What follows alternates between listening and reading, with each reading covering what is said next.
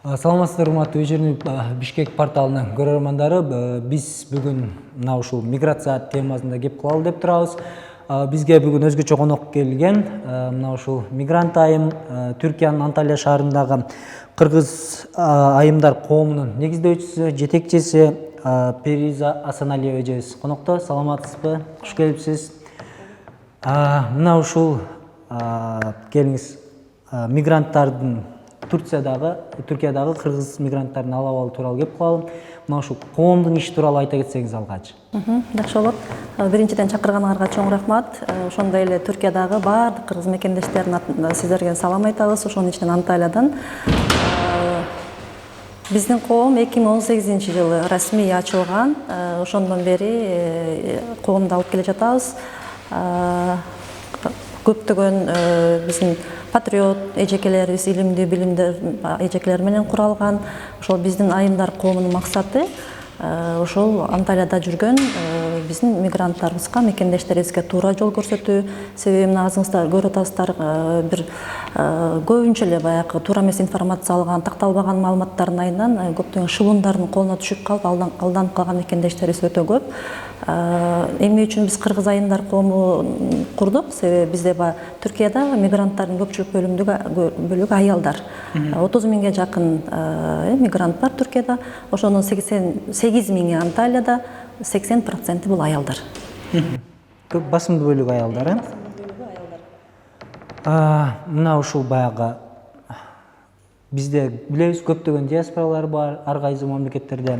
Мына ушул сиздерди Түркиядагы баягы диаспоралардын алып алуу тууралуу кеп кылсак, булардын ишмердүүлүгү кандай жүрүп атат? Активдүү элеби, жеткиликтүү элеби, же кандай? Ушул сиз ичинен билген адам катары токтоло кетсеңиз. Чындыгында азыр баягы саны бар, сапаты жок коомдор көп да. Эми коомдун максаты бул баягы ою бир, мекендештерге жардам берели. Мекендештер, себеби биз чет жакта жүрсөк, бирибизге жардам бербесек, бизге ким жардам берет? Ошол жактын тилин билип атсаң, ошол жактын законун билип атсак, ошол эле мына азыр көптөгөн биримдиктер ачылып атат, ошолорго көпүрө болуп турабыз. Анан кээ бирлер коом ачып алып, бизнеске айлантып алгандар бар да. Анан ошол коомдорду азыр көптөгөн маселелер жүрүп атат, аккредитация кылып, ошо чындыгында эл менен иштеп аткан, расмий түрдө ошол өлкөнүн уставы бар ошол коомдор менен алакаларыбыз бар да биздинчи. Биздики ошондой өзүбүздүн печатыбыз бар, уставыбыз бар. Ошо 2018-жылдан бери расмий түрдө иш алып барып келе жатабыз. Биз ошол Анталиянын жергиликтүү бийликтен, мэрияда улуттар арасында бир чоң совет бар. Ошол жерде мен Кыргызстандын атынан координаторумун. Ошондой эле Анталияда 82 коомдун башын бириктирип турган Агдер деген платформа бар. Ошол жакта да мүчөмүн. Алар менен баягы башка улуттар арасында да ынтымагыбыз бекем болсун деп көптөгөн иштерди бирдикте алып барабыз. Мына азыр өзүңүз билесиз, бир өзгөчө убакыт болуп атат. Мисалы азыр бүт дүйнө жүзүндө пандемия болуп, мына ушундай учурда айрыкча мигранттар кыйын абалга кабылып атат. Муну баарыбыз билебиз. Түркиядагы баягы биздин мекендештердин, кыргыз мигранттардын алабалы кандай болуп атат? Кандай көйгөйлөргө кабылышты? Алындан кандай чыгып атат дегендей, сиз ушул ичинен билген адам катары.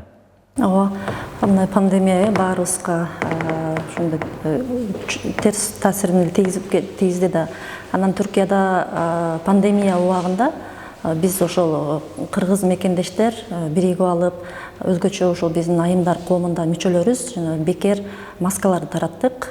Өзүбүз эле ошо үйдөн эле жакшынакай чогулуп, тигип, ошол Анталиянын борборунда кыргыздардын жатаканасы бар. Зейнеп Абдышакирова деген эжекебиз иштетет.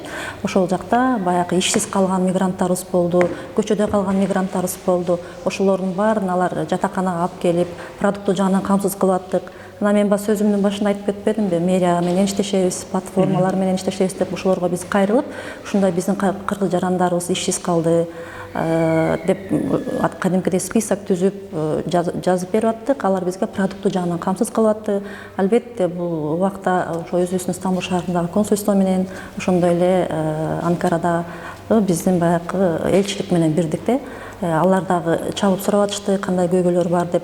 көпчүлүгү иш баягы самолетко кете албай калгандар болду, чындыгында көчөдө калып калгандар болду да.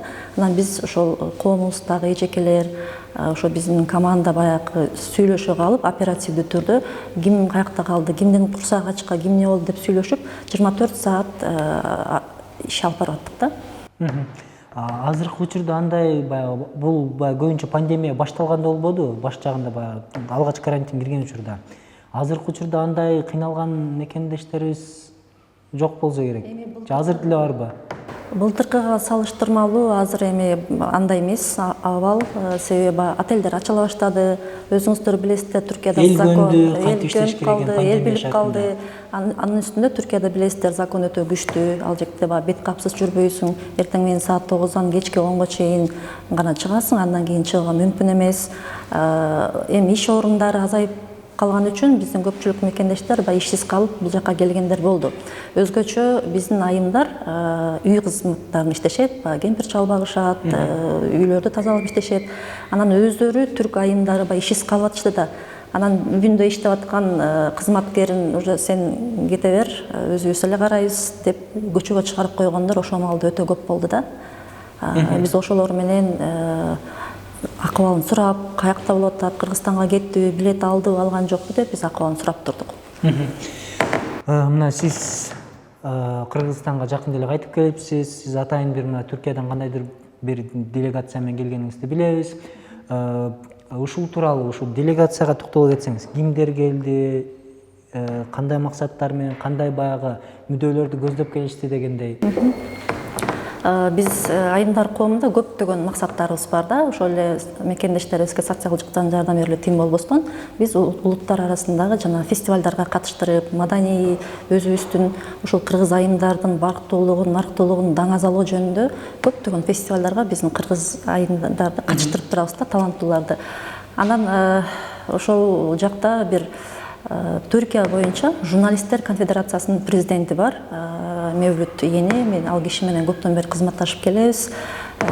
Алардын келген максаты ошол Кыргызстан, Түркия арасындагы журналисттер, медиа тармагы, ошонун ичинен радио, телевидение боюнча иштеп аткан жаңы стажерлор, жаңы операторлорго мотивация болсун деп аларды Түркияга чакырып, опыт алмашуу боюнча сүйлөшүүлөр болду, тажрыйба алмашуу болду. 7 делегация келди. Баягы туристтик шаар болгон Кемердеги журналисттер союзунун президенти келди, Түндүк Кипрдагы журналисттер союзунун президенти келди.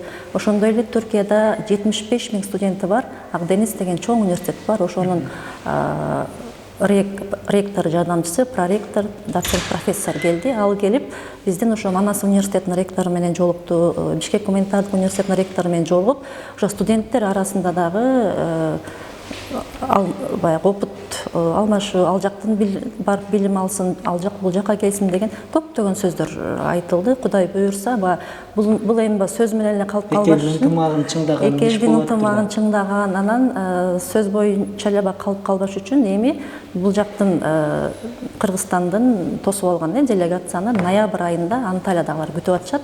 Ошол жактан көптөгөн баягы колдор коюлуп, иштерди Кудай буюрса башталат. Түшүнүктүү. Сизге чоң рахмат.